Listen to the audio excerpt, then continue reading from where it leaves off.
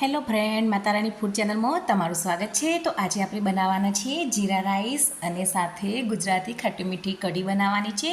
તો એના માટે મેં અહીંયા 2 ચમચા જેટલું તેલ લઈ લીધું છે। એમાં તજનો ટુકડો, લવિંગ અને તમાલપત્ર મેં નાખી દીધું છે। હવે આપણે એમાં 2 ચમચી જેટલું જીરું નાખી દઈશું।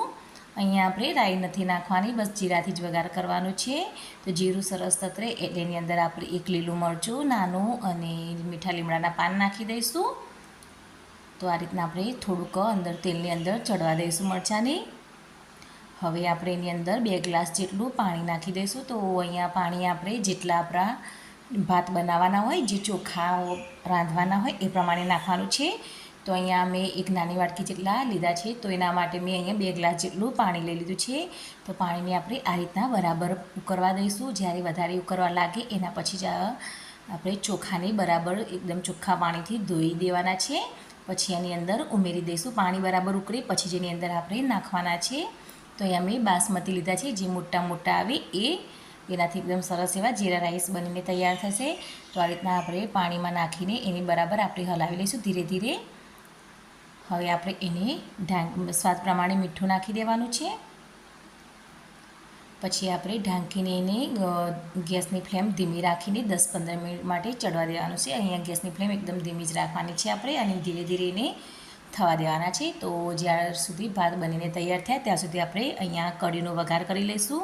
તો અહીંયા મેં ખાટી મીઠી એવી છાશ લીધી છે, એની અંદર 2 ચમચા જેટલો બેસન નાખી દીધું છે। સાથે અહીંયા મેં ધાણા જીરું પાવડર અને સ્વાદ પ્રમાણે મીઠું લઈ લીધું છે। હવે આપણે વલોણીની મદદથી બરાબર મિક્સ કરી લઈશું, અંદર ગાંઠા ના રહે એ રીતે આપણે બરાબર છાશને ચણાના લોટને બરાબર મિક્સ કરી લેવાનું છે। તમારી અંદર બ્લેન્ડર ફેરવવું હોય તો બ્લેન્ડર પણ ફેરવી શકો છો, અને આ રીતના વલણથી પણ એકદમ સરસ એવું મિક્સ થઈ જશે। તો આ રીતના બરાબર હલાવીને ગાંઠા ના પડે એ રીતે મિક્સ કરી લેવાનું છે। હવે અહીંયા આપણે કઢીનો વઘાર કરવા માટે 1 ચમચી જેટલું તેલ લઈ લીધું છે। તો તેલ ગરમ થાય એટલે એની અંદર આપણે રાઈનો વઘાર કરી લઈશું। સાથે આપણે અંદર જીરું પણ નાખી દઈશું, અડધી ચમચી જેટલું। હવે અડધી ચમચી જેટલી હિંગ નાખી દીધી છે।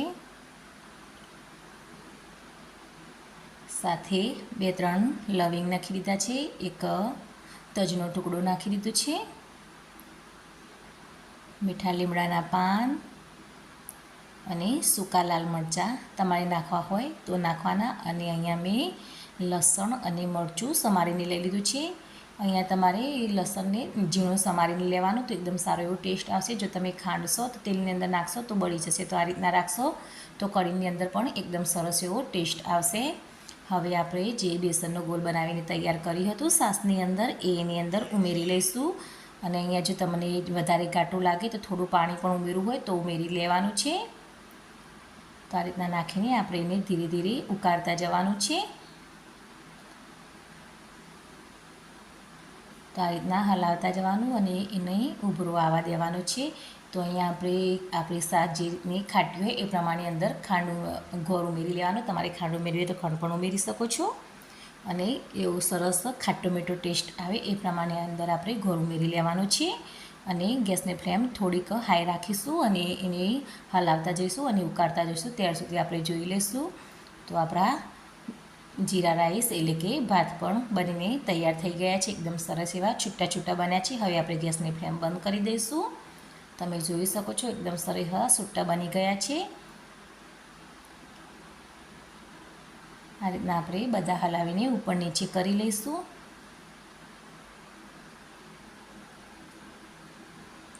તો તમારે અહીંયા એક ભાત દાણો હાથમાં પકડીને જોઈ લેવાનું, જો કાચા હોય તો તમે થોડું પાણી ઉમેરીને ફરીથી ગેસની ફ્લેમ ધીમી રાખીને ચડવા દેવાના। તો આપણે બનીને તૈયાર થઈ ગયા છે। તો ઉપરથી ધાણા નાખીને આ રીતના બરાબર મિક્સ કરી લઈશું।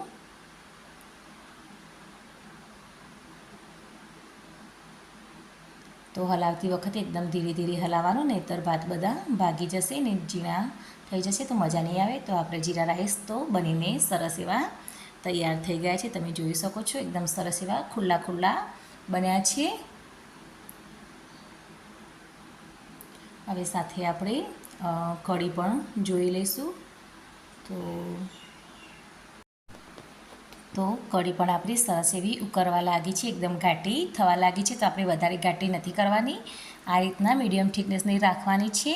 વધારે જાડી થઈ જશે તો પણ નહીં મજા આવે.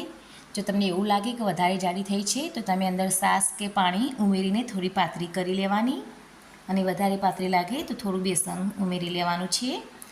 તો આ રીતના આપણે એની ગેસની ફ્લેમ હાઈ રાખીને 3-4 ઉભરા આવવા દઈશું ને આ રીતના હલાવતા જવાનું છે, ઉપર નીચે કરતા જવાનું છે. તો કરીનો એકદમ સરસ એવો ટેસ્ટ આવશે. તો ગુજરાતી કઢી ખાવામાં ખૂબ જ સરસ એવી ખાટી મીઠીનો ટેસ્ટ હોય છે. તો આપણે અહીંયા એ રીતના થોડીક ખાટી છાશ લીધી છે અને સાથે ગોળ પણ નાખ્યું છે, એટલે એકદમ સરસ એવો એનો ટેસ્ટ આવશે. અને આ રીતના હલાવતા જવાનું અને ઉકાળતા જવાનું છે એને. તો કઢી પણ આપણી સરસ એવી બનીને તૈયાર થઈ ગઈ છે. તો હવે આપણે એને ઉપરથી નાખી દઈશું લીલા ધાણા. જો તમારે હોય તો નાખી દેવાના, એકદમ સરસ એવો એનો ટેસ્ટ આવશે કઢીની અંદર. તો હવે આપણે હલાવીને મિક્સ કરી લઈશું, અને ગરમ ગરમ કઢી અને જીરા રાઈસ સર્વ કરી દેવાનો, એકદમ સરસ એવો એનો ટેસ્ટ આવશે. અને જો તમને મારો આ વિડીયો પસંદ આવ્યો હોય તો લાઈક જરૂરથી કરજો, અને ચેનલમાં નવા હોય તો ચેનલને સબસ્ક્રાઈબ જરૂરથી કરજો. અને એકવાર ગુજરાતી કઢી ખાટી મીઠી જરૂરથી ટ્રાય કરજો. Thank you.